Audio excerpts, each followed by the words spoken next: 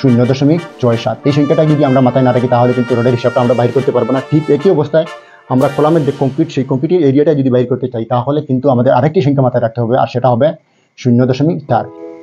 একটি রড বা একটি কলাম সর্বোচ্চ বা সর্বনিম্ন কত টন বা কত কেজি লোড ধরে রাখতে পারবে সেই বিষয় নিয়ে আজ আমরা আলোচনা করব। তার আগে কিন্তু আমাদের জেনে নিতে হবে আসলে একটি রডে কত স্কোয়ার হয়। যদি আমরা সেই বিষয়ে না জানি তাহলে কিন্তু রডের সেই হিসাবটা বাইর করতে পারবো না। আপনারা যদি এই বিষয়ে জানতে চান তাহলে অবশ্যই এই ভিডিওর নিচে আমি লিঙ্ক দিয়ে রাখবো, সেই লিঙ্কে আপনারা ক্লিক করে দেখে নিতে পারবেন আসলে একটি রডে কত স্কোয়ার হয়। তাহলে আমরা একে একে দেখে নিই আসলে একটি রড বা একটি কলাম সর্বোচ্চ বা সর্বনিম্ন কত টন লোড ধরে রাখতে পারে। এটা কিন্তু আমাদের একটি রড, আমি আগে থেকে একটি চিত্র অঙ্কন করে রেখেছি। অনুমানিক এই রডের ডায়াটা দিয়ে দিচ্ছি আমরা 12 mm।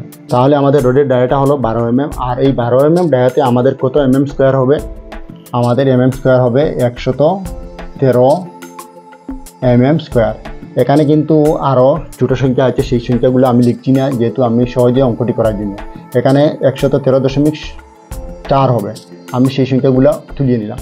অর্থাৎ এই জায়গায় আমরা এইরকম 113টি সুচ দাঁড় করাতে পারবো, অর্থাৎ এইরকম 113টি সুচ এই রোডের মাথায় আমরা দাঁড় করাতে পারবো, আর সেটাই হবে আমাদের 113 স্কোয়ার।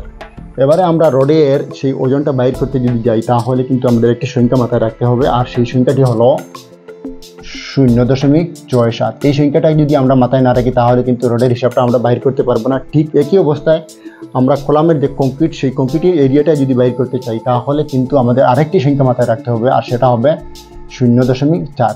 এই দুইটি সংখ্যা কিন্তু আমাদের অবশ্যই মাথায় রাখতে হবে, না হলে কিন্তু আমরা সেই হিসাবটা বাইর করতে পারবো না।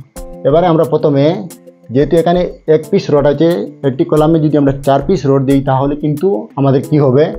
এখানে কিন্তু আমাদের আছে 113, তাই আমরা 113 দিয়ে সেই 4টাকে গুণ করব। যেহেতু আমরা এই কলামে 4 পিস রড ব্যবহার করব, যদি আমরা 4 পিস ব্যবহার করি 4 দিয়ে গুণ করব। যদি আমরা 6 পিস ব্যবহার করি তাহলে সেই জায়গায় আমরা 6 ব্যবহার করব। 4 পিস দিলে আমাদের গুণফল দাঁড়াবে 452। তাহলে আমরা টোটাল রডের যে এরিয়া, যেটা কলামের রডের এরিয়া যেটা, সেটা কিন্তু আমরা কত পেলাম? 452 স্কোয়ার। এবারে আমরা হিসাবটা বাইর করছি, অর্থাৎ কত টন লোড ধরে রাখতে পারবে।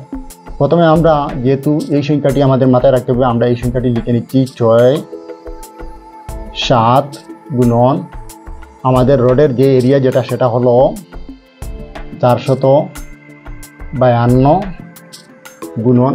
এবারে যে আমাদের রড ব্যবহার করব সেই রডের গায়ে আমরা অনেক সময় লেখা দেখি এরকম 500 বা 600 বা 450 এইরকম লেখা দেখি। আমরা যে রড বা যে গ্রিডের রড ব্যবহার করব সেই গ্রিডটা কিন্তু এখানে লিখবো। এখানে যদি আমাদের 500 থাকে তাহলে আমরা এই জায়গায় 500 লিখবো, যদি আমাদের এখানে 600 থাকে তাহলে 600 লিখব। এবারে আমরা টোটাল 3টা সংখ্যা গুণ করে নেব। টোটাল 3টা সংখ্যা গুণ করে নিলে আমাদের গুণফল দাঁড়াবে 1514। এটা কিন্তু আমাদের কেজি, প্রায় 15 টন থেকে একটু উপরে রড লোড ধরে রাখতে পারবে। এবারে আমরা চলে আসছি কংক্রিটের ক্ষেত্রে। এটা হলো আমাদের সম্পূর্ণ একটি ঢালাইয়ের কলাম।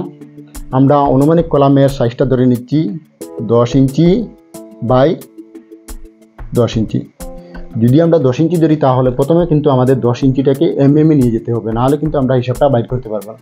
10 ইঞ্চিটাকে যদি আমরা এমএমে নিয়ে যাই তাহলে আমাদের এমএম দাঁড়াবে 254, আবার 254। দুইটা সংখ্যা যদি আমরা গুণ করি তাহলে আমাদের গুণফল দাঁড়াবে 64,516।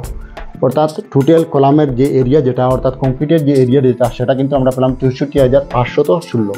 এখানে কিন্তু সেই কলামের ভিতরে যে এই যে 4টি রড, সেটা কিন্তু আমাদের এবারে বাদ দিতে হবে। তাই আমরা কি করব, এখানে থেকে আমাদের এই যে 452 সেটা কিন্তু আমরা বাদ দিয়ে দিব। 452 যদি আমরা বাদ দিয়ে দিই তাহলে আমাদের গুণফল দাঁড়াবে 64,064। তাহলে আমরা কংক্রিটের ক্ষেত্রফল কত পেলাম? এরিয়াটা পেলাম 64,064। আমি আগেই বলেছি এখানে 0.4 আমরা কংক্রিটের ক্ষেত্রে ব্যবহার করব। 0.4 লিখে নিলাম, তারপরে গুণ চিহ্ন দিয়ে এখানে আমাদের যে সংখ্যা যেটা আমরা কংক্রিটের এরিয়া পেয়েছি সেটা আমি লিখে নিচ্ছি 64,064। তারপরে এই যে কলামে যে কংক্রিট ব্যবহার করব, অর্থাৎ 20 গ্রেডের কংক্রিট ব্যবহার করব না 25 না 15, সেটা কিন্তু নির্বাচন করব। যদি আমরা 20 ব্যবহার করি তাহলে 20 লিখব, যদি আমরা 25 ব্যবহার করি তাহলে 25, 15 ব্যবহার করলে আমরা 15 লিখব। আমি কিন্তু 20-এর হিসাবটা বাইর করব, লিখে নিলাম 20। এবারে আমি তিনটা সংখ্যা গুণ করব, 5125, অর্থাৎ কংক্রিটের এরিয়াটা পেলাম 5125 এবং রডের এরিয়াটা পেলাম 1514। এবারে আমরা দুইটা সংখ্যা যোগ করে নিচ্ছি, 1514 যোগ 5125। দুইটা সংখ্যা যদি আমরা যোগ করি তাহলে আমাদের যোগফল দাঁড়াবে 6634। এবারে আমরা কি করব, সেই 6634 সংখ্যাটাকে আমরা এমন একটি সংখ্যা দিয়ে আবার ভাগ করব, যেহেতু প্রতি 1 কেজি ওজন সমান হবে 9.81 নিউটন। তাই আমরা 9.81 দিয়ে এই সংখ্যাটাকে ভাগ করে নেব। যদি আমরা 9.81 দিয়ে ভাগ করি তাহলে আমাদের ভাগফল দাঁড়াবে 6767। এবারে আমরা কি করব, এখানে থাকা যে সংখ্যা আছে সেই সংখ্যাটাকে, এটা কিন্তু আমাদের সর্বোচ্চ লোড, সেই সর্বোচ্চ লোডটাকে আমরা 6767টাকে আমরা ভাগ করে নিব